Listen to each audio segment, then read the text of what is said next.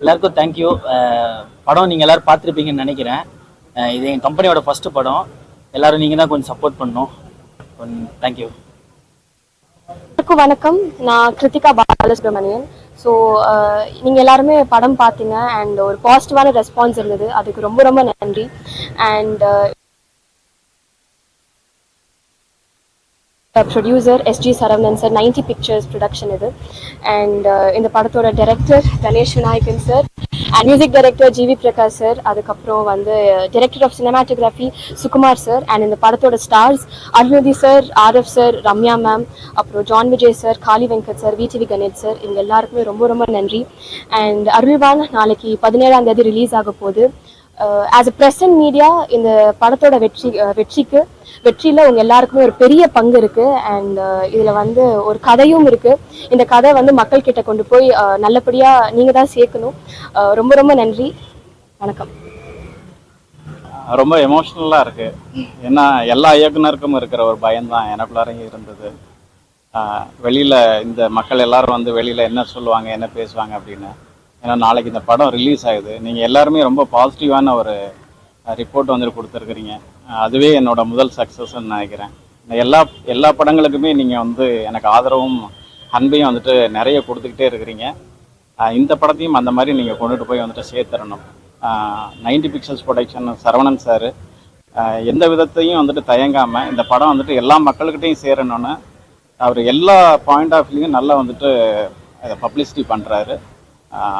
So first of all அவருக்கு நான் பெரிய நன்றியை தெரிவிச்சுக்கிறேன்.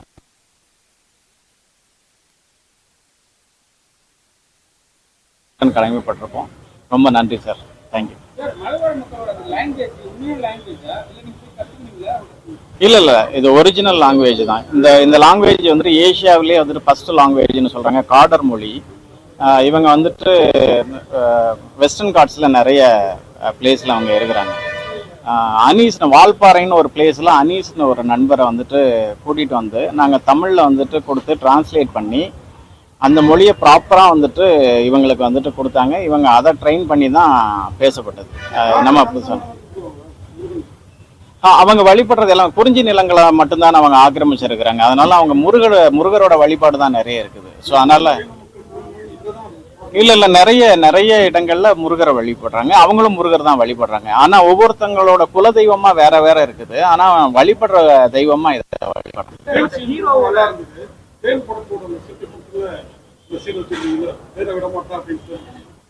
இல்ல, ஆக்சுவலி அவங்களோட கல்ச்சர் உங்களுக்கு தெரியும். அவங்களோட வந்துட்டு அவங்களோட குலத்தொழில் அப்படின்னு எடுத்துக்கிட்டிங்கன்னா தேன் எடுக்கிறதும் சில கிழங்குகள் பழங்கள் இதெல்லாம் பயிரிடுறது தான் இருக்குது. அதனால நாங்கள் அதை சொல்லி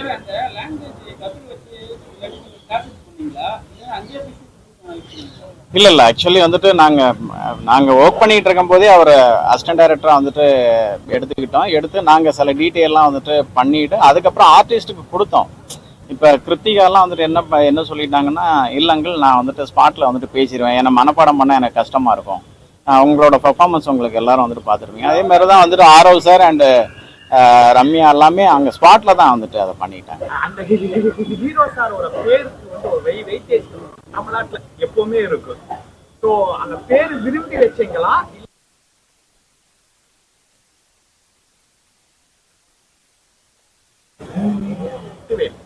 இல்லை ஆக்சுவலி இப்போ ஒரு அடையாளம் என்று ஒருத்தங்களுக்கு பளிச்சுன்னு தெரியணும். சில பேர்களை நம்ம வந்துட்டு கேட்கும்போது இது இவரை வந்துட்டு குறிப்பிடும் அப்படின்றது ஒன்று இருக்கும். அந்த மாதிரி இந்த பேர் வந்துட்டு எல்லாத்தையும் அடையாளப்படுத்தும், ஞாபகம் இருக்கும் அப்படின்றதுக்காக தான் அந்த பேர் வச்சோமே தவிர.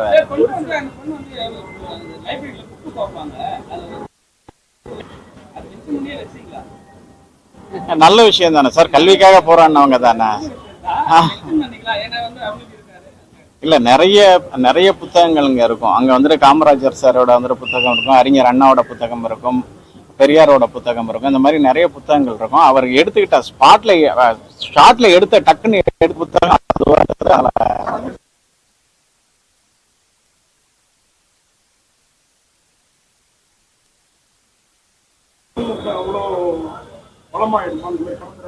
சார். இது நம்மதான் வந்துட்டு கதையா ரைட் பண்ணல. எப்போதுமே ஒரு ஆய்வு இருக்கும். ஒரு டாக்டர்கிட்ட வந்துட்டு இதனோட டீட்டெயில் கேட்டுட்டு தான் அதை பண்ணியிருக்கேன். ஸோ அதனால அதை பண்ணலாம் அப்படின்னு ஜிஓ பாஸ் பண்ணியும் வந்து ஒரு சில நபர்கள் இன்னமும் அப்படிதான் இருக்கிறாங்களா, இல்ல இது இப்ப கொஞ்சம் மாறி இருக்கா? சார் நான் இந்த கதை சொல்லப்பட்ட காலகட்டம் வந்துட்டு 2000 காலகட்டம். நீங்க இந்த படத்தை பார்த்துற படம் வந்துட்டு 2000 காலகட்டத்துல தான் அந்த கதை. இப்போ நிறைய வந்துட்டு சேஞ்சஸ் மாறிடுச்சு. இப்போ நல்லா நடந்துட்டு இருக்காரு.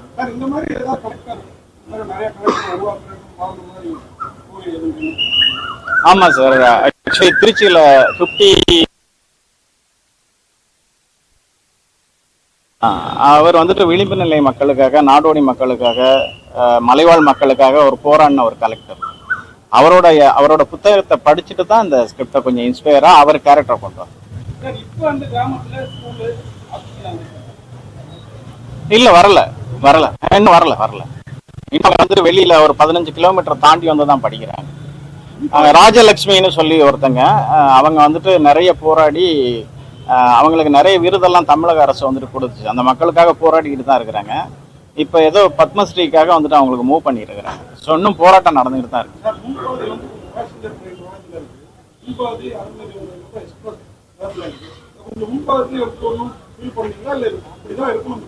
இல்லைண்ணா, அதாவது நம்ம ஒரு கதையை வந்துட்டு சில கதைகள் வந்து கமர்ஷியல் கதைகள் வந்துட்டு நீங்க சொல்ற பாயிண்ட்ல வந்துட்டு போயிடும்.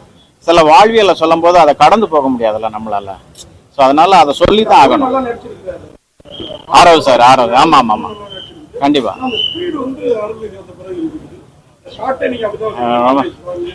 ரொம்ப சந்தோஷமான விஷயம் தானே சார். அப்படியே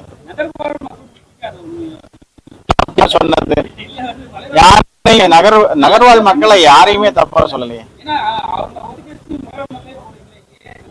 இல்ல, நான் ஆக்சுவலி ஓப்பனா சொல்றேன். நான் ஒரு கமர்ஷியல் படம் பண்ணோம், சிட்டி பேஸ்ட்ல ஒரு கதை பண்ணோம்னா வந்துட்டு கதை ரைட் அப் பண்ணிட்டு இருந்தேன்.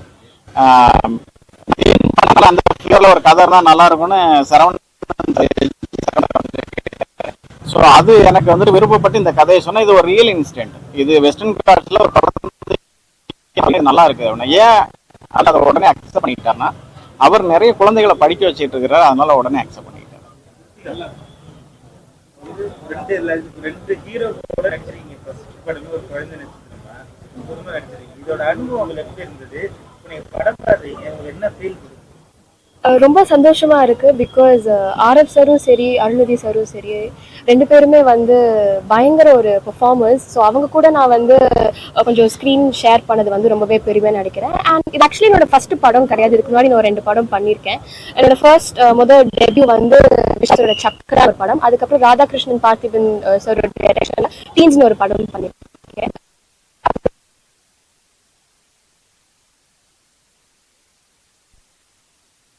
பிடிக்கும். அண்ட் இது மக்கள் வந்து கண்டிப்பா செலிப்ரேட் பண்ணுவாங்கிற நம்பிக்கை எனக்கு இருக்கு. Thank you so much sir.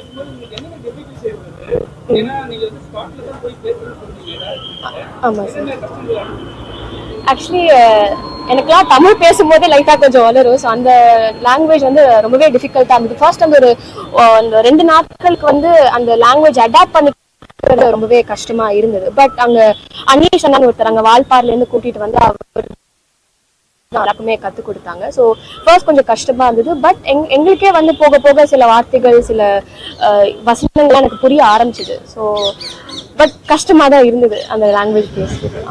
Thank you.